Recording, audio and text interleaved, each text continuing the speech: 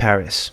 When we think of this French city, we think of bustling, vibrant streets, people chatting in cafes, and historical French architecture. However, one man had a different idea. Le Corbusier was a Swiss-French architect and designer who in the late 1920s proposed a radical plan that would have changed Paris forever. He called his concept La Vie Radieuse, or the Radiant City. Designed to deal with overcrowding and growth in the city center, the plan involved towering skyscrapers with large open spaces, split up by massive highways and transportation corridors.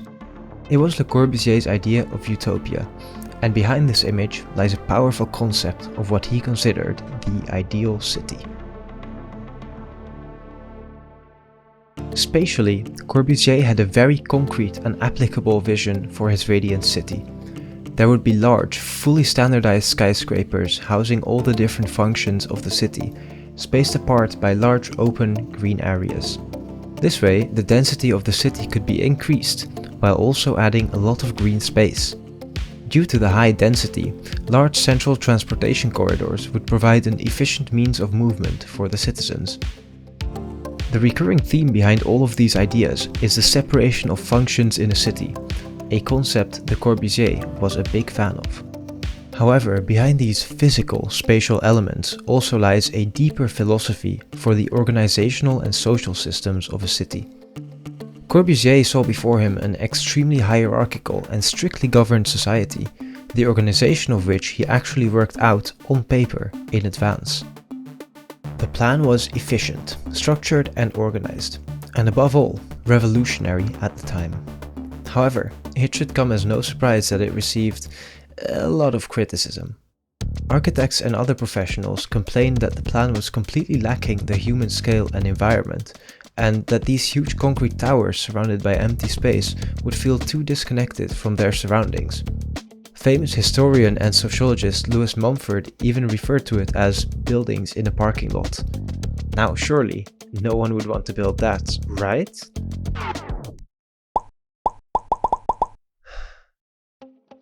While thankfully, Le Corbusier's plans for Paris and most other places never came to fruition, some of his projects did. He almost single-handedly designed the city of Chandigarh, India, and designed large parts of Brasilia in Brazil together with a student of his. Moreover, Le Corbusier's ideas largely inspired the rise of modernist architecture, which had huge impacts on city planning and architecture as we know it today. His heritage even spreads to the Netherlands, where the Bijlmer neighborhood in Amsterdam comes about as close to a modern-day radiant city as one could imagine. For this final part of the video, I thought it would be a good idea to have a look around the city of Groningen and compare things to the ideas behind Le Corbusier's radiant city. I am starting here at the Groninger Archieven, the archives building housing all the information about people and affairs of the province. Its architecture style is strongly influenced by modernism, and in a way, part of the legacy of Le Corbusier. Another interesting location is the neighborhood of Kostverloren.